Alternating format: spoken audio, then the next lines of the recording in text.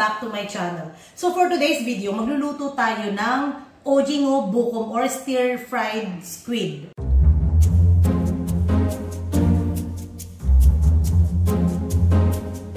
So kanina na malengke ako, bumili ako ng pusit lumot. Actually, sa recipe to, ang pinakabagay po talagang gamitin na squid ay pusit lumot. Okay, so let's start by cleaning the squid. So hiwain lang natin ng ganito. Huwag nyo pong didiinan ha. Lalagyan lang natin ng konting arte.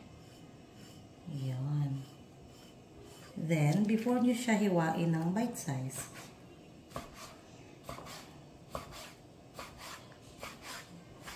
Okay.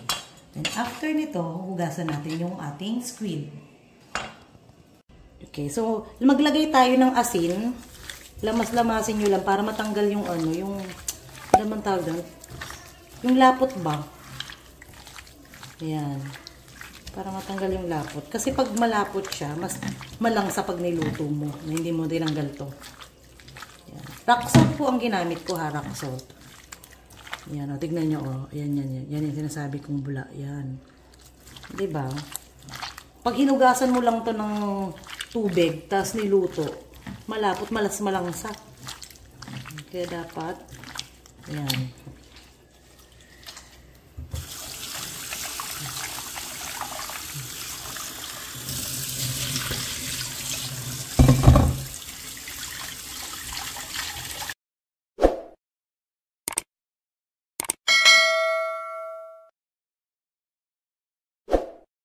So, eto na yung ating nilinisang squid. Ayan.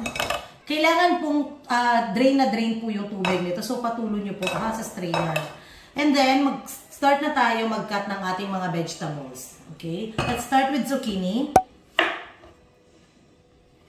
Ayan, ating zucchini. Paano lang? Ayan. Next natin is yung carrots. Hiwain na natin siya. Ayan. Slanting naman, para ito marami arte. Next natin, of course, hindi mawawala ang sili. Yan. Slanting lang, green chili. And then, ang ating sibuyas. Okay. Malaking hiwa. And then, konti lang ng ginger. Yung husband ko po kasi, si Eugene, masyado siyang sensitive sa ginger. Ayaw niya talaga ng ginger. Sa mga food na kinakain niya. So, ang ginagawa ko, konting-konti lang para, kasi alam niya, ewan ko kung bakit alam niya. Kahit konti lang yan, alam niya na nilagyan ko talaga ng ginger. Pero kasi, syempre, yung squid, di ba, malangsa. Kailangan natin ng ginger. So, ganitong kaliit lang po ang ilalagay ko. Next is ang ating onion leeks. Okay, artehan natin today. Parang gusto ko siyang pahaba. Mas makulay. So, ayan, nahiwa na natin ang ating mga gulay. Ito, ating mga vegetables with the onion leeks. So, ngayon, gagawa na tayo ng sauce ng squid, o ng stir-fried squid, okay? So, nandito na yung ating ginger, yung hiniwa ko kanina. Maglagay tayo ng 3 kutsarang asukal. Ayan.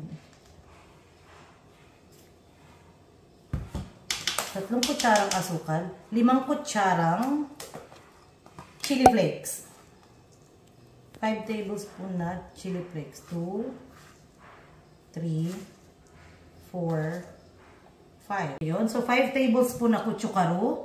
Maglalagay tayo ng bawang. Ako marami maglagay. So, ng bawang.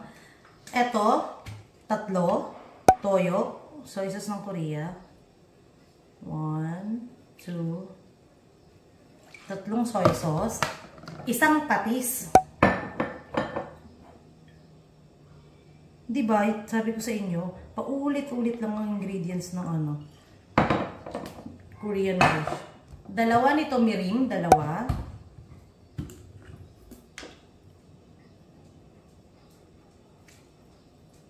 Ay, sobrahan. Okay lang. 2 rin ito, plum syrup. Oh, plum syrup. Ito manamis-namis na, basta masarap siya. Ayan. Ayan, stir lang natin. Okay.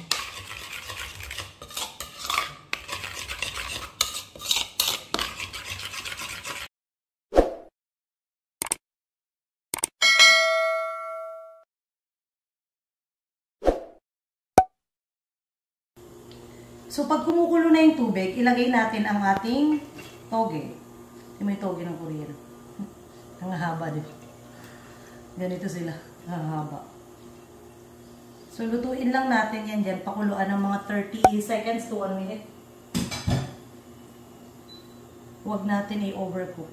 So, habang nagpapakulo tayo ng toge, i-recap ko lang ang ating ingredients ha. Sa gulay, sa vegetables, meron tayong white onion, green chili, onion leeks, ang ating carrots at ang ating zucchini. And then, syempre yung ating garlic at ang ating ginger kanina nilagay ko na sa sauce. For the sauce naman, meron tayong, of course, kailangan ng patis at ng toyo. Yan, Korean soy sauce. Itong ating chili flakes, napaka-importante nito. Hindi siya magiging ojong bukom nang wala to. And then, ang ating mirim. At yung sugar, ang mahiwagang sugar na aking laging ginagamit. Secret recipe yan. And then, of course, itong plum syrup. Itong plum syrup po, optional lang siya. Pag meron kayo, mas maiging ilagay. Pero pag wala, optional lang. Pwedeng alisin. Okay?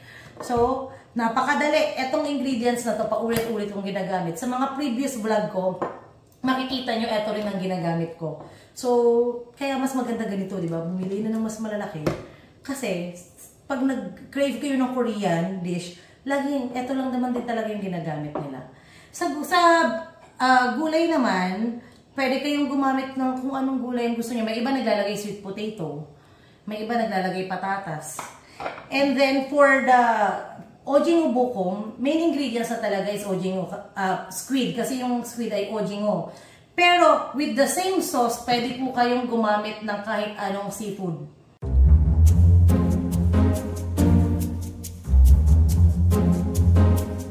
Stir-fried na seafood gamit ang same na sauce. Okay? So, ayan, balikan natin ang ating toge. So, ayan, luto na yung ating toge. I-drain ko na rin siya para matanggal yung tubig. And then, nilagyan ko ng konting bawang. Itong next, sesame oil. Maglalagay tayo ng sesame oil. Ang ating asin. Konting asin lang. Hindi tayo pwedeng. Actually, eto, side dish na to ng Korea. Isa ito sa side dish, no? Kung anong ginawa ko, yun din ang recipe for the spinach. Yun. Tapos mix lang natin. Malinis naman po ang aking kamay. Para mag-halo-halo lahat. And then, pag side dish ang gagawin, maglalagay kayo ng onion leeks dito. Pero kasi, hindi naman side dish ang gagawin ko. Gagawin ko siyang bed ng ating ojingo. And then, onion leeks. Ay, onion leeks, sorry. And then, sesame seeds. That's it. So, ayan, dahil tapos na tayo magluto ng toge, magigisa na tayo. Stir fry na natin yung squid. Maglagay ng oil sa ating kawali and then mag-stir fry tayo. Unahin po natin ang ating carrots. Kasi yung carrots medyo matigas. Stir fry nyo lang. Nakakala nagigisa. Dito po pala, tinikman ko kanina yung sauce. Gusto ko ba ng mas maanghang? So, lalagyan ko siya ng labuyo. Ang labuyo po optional. Yung green chili po optional din. Pag may mga tao kasing konting anghang lang. Eh, di ba yung chili flakes, yung kutsukaro, maanghang po yun. So, kung hindi nyo kaya yung maanghang na food, pwede yung tanggalin na yung green chili. Pero ako, maglalagay po ng labuyo.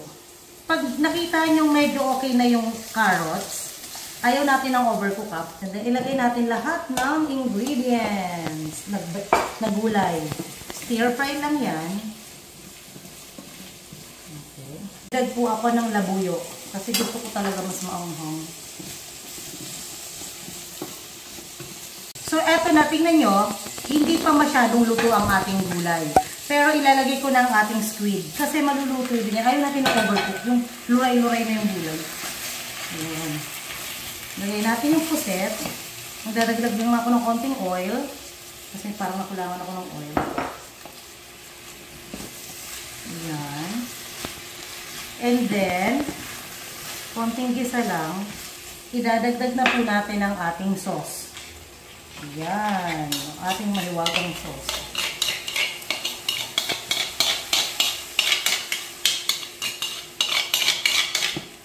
Pagkalagay ng sauce, dadagdag na tayo ng ating paminta. Actually, nakalimutan ko lang talaga siya isama sa sauce.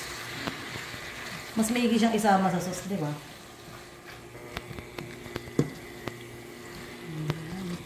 Ayan, pakita mo AR. Ayan. So, ito na yung ating stir-fried squid. Medyo may sabaw po siya ng konti, pero siguro mga about 2 minutes, okay na siya. Ipi-plating na natin. So, hayaan lang natin siya for about 2 minutes here. And then we're done.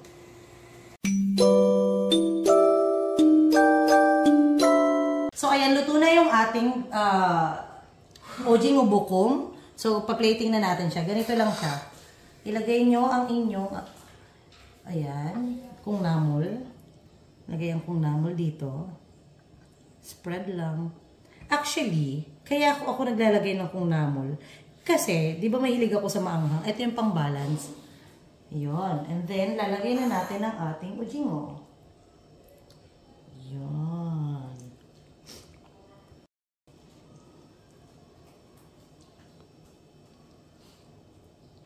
Yan. Ayan. So, maglagay lang tayo ng sesame seeds. Ang paganda. So, eto na ang ating ujingo bokong. Tamang-tamang pampulutan ngayong gabi. Ayan. So, I hope guys you will like it.